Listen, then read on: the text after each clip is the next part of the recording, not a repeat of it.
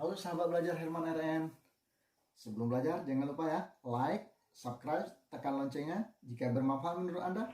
Assalamualaikum sahabat belajar Herman RN. Selamat pagi dan salam sejahtera bagi semuanya. Untuk belajar kita hari ini, topik kita adalah hakikat bahasa.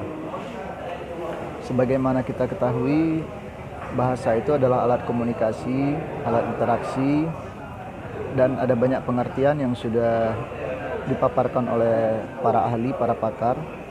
Tapi kita ingin mengetahui sifat-sifat sebuah bahasa sebagai sebuah pembelajaran terhadap bahasa sebelum kita masuk ke definisi bahasa yang lebih spesifik, misalnya bahasa Indonesia, bahasa daerah, dan sebagainya. Baik sahabat belajar, hakikat bahasa itu yang pertama adalah universal. Disebut universal karena hampir dalam semua tindakan kemanusiaan, dalam semua interaksi, dalam semua kegiatan yang kita lakukan, kita tidak bisa terlepas dari persoalan bahasa. Kita ingin mengungkapkan sesuatu, kita butuh bahasa. Kita ingin menyampaikan sesuatu, kita butuh bahasa sebagai medianya.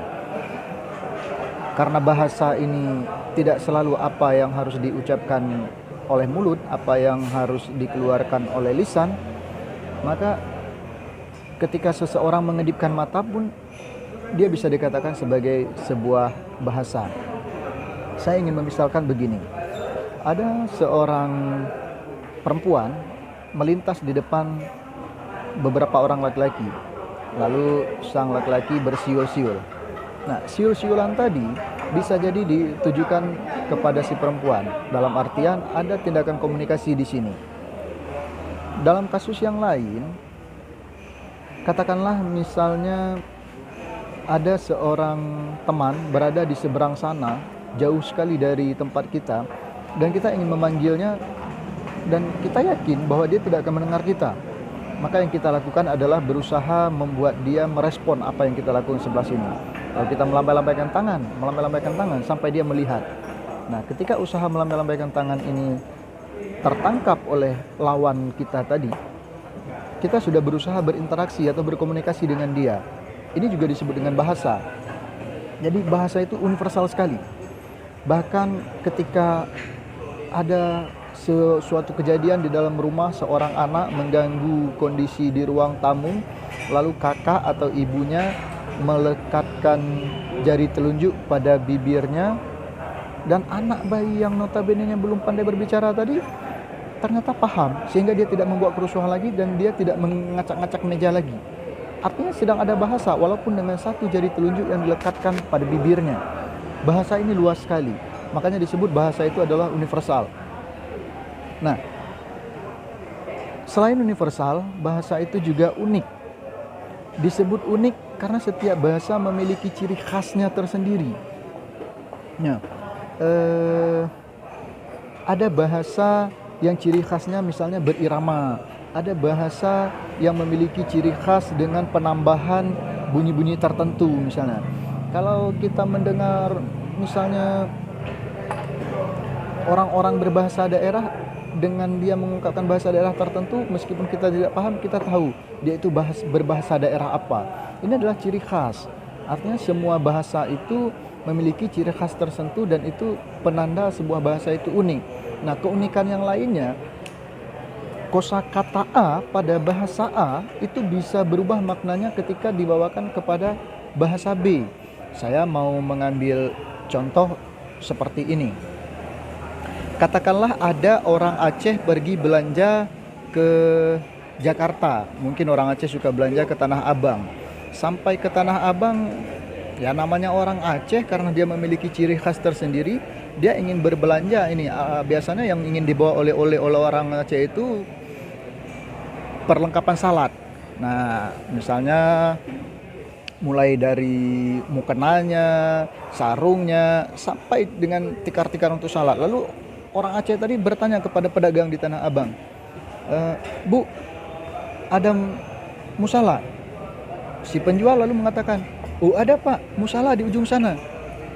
Dia pergi ke sebelah ujung yang ditunjuk tadi, lalu dia bertanya lagi, Pak, saya mau cari musala. Oh, musalah belok sana lagi. Lalu dia melihat di toko tersebut memang ada apa yang dia cari. Bukan, saya mau musalah di toko ibu ini, saya mau beli, saya mau bawa oleh-oleh. Loh, si ibu menjawab, kami tidak menjual musalah. Nah, ini keunikan bahasa. Bagi orang Aceh, musalah itu adalah sajadah, tikar yang digunakan untuk orang salat. Tetapi bagi orang Jawa, mereka bingung dengan istilah musalah, karena musalah bagi mereka itu adalah sebuah tempat salatnya, wadahnya, yaitu suraunya. Nah, terjadi keunikan bahasa di sini. Inilah sifat bahasa itu namanya unik. 1-0 kalah orang Aceh di sini. Karena belanja ke Tanah Abang yang dicari sajadah tapi yang disebut musalah. Lalu katakanlah dalam perspektif kedaerahan yang lebih sempit. Ada serombongan mahasiswa dari Banda Aceh mau melakukan wisata mungkin atau studi pembelajaran ke daerah Aceh Tengah, ke Takengon. Nah, ketika di persimpangan jalan menuju ke Takengon itu, bus mereka di stop oleh seorang orang tua. Orang tua tadi ingin menumpang, lalu dicolek sedikit mahasiswa yang sudah berdesak-desakan tadi. Kusonan katanya. Mahasiswa menjawab, Ismail nek. Kusonan katanya lagi. Nalun Ismail nek. Si orang tua malah kesal, mendorong. Kusonan katanya. Si mahasiswa lalu menjawab juga dengan tidak kalah kesalnya. Nanke mae katanya. Padahal bukan itu yang dimaksud. Kusonan dalam bahasa Gayo ini maksudnya minta geser sedikit. Tapi orang Aceh memahami sonan siapa nama. Nah, 2-0 kalah orang Aceh. Gara-gara keunikan bahasa tadi. Dan ini kalau kita telusuri lagi nanti akan muncul di daerah-daerah lain. Di daerah Jawa juga terjadi seperti itu. Katakanlah orang berbahasa Sunda. Segala sesuatu dia itu menggunakan teh. Dia minum kopi, dia katakan teh juga.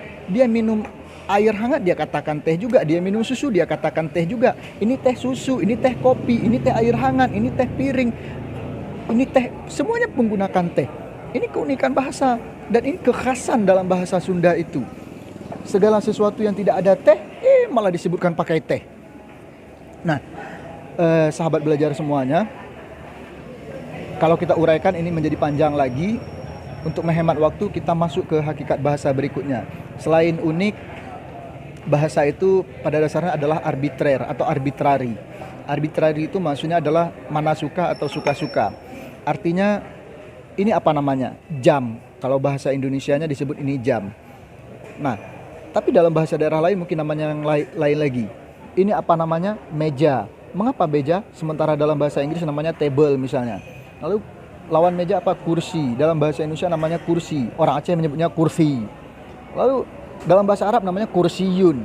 Tapi begitu dibawa meja, tidak bisa mejabun. Bahasa Arab namanya maktabun misalnya begitu. Ada kemiripan dengan bahasa lain, tapi ada juga tidak.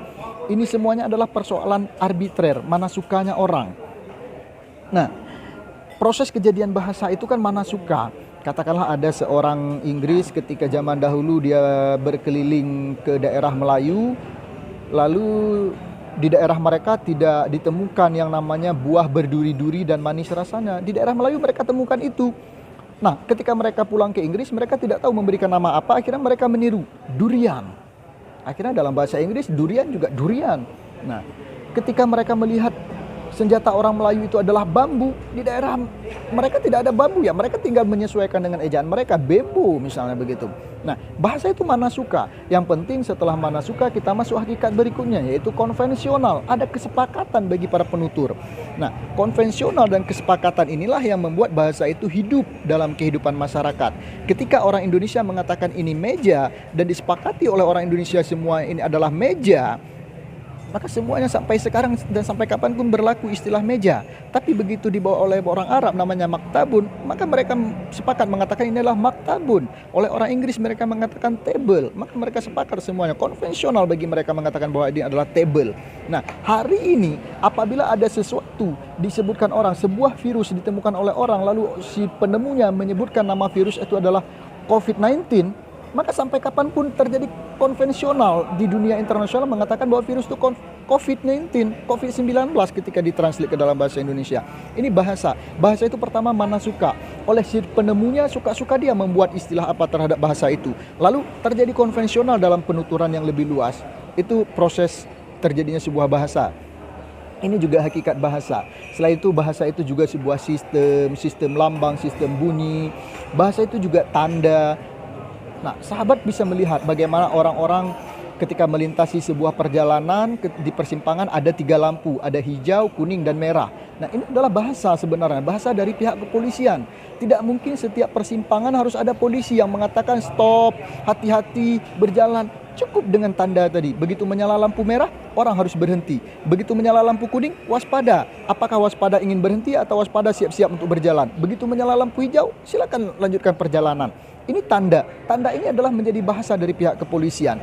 Begitu juga dengan tanda-tanda rambu-rambu yang lainnya. Begitu kita melihat ada tanda panah ke kanan, artinya ini bahasa dari kepolisian belok kanan. Begitu ada tanda ke kiri, belok kiri. Bahkan ketika ada pekerjaan jalan pun cukup diberikan dengan tanda. Tidak perlu pada setiap persoalan itu harus ada polisi untuk menjelaskan bahasa apa yang sedang terjadi. Hakikatnya bahasa itu luas sekali, bahasa itu universal sekali.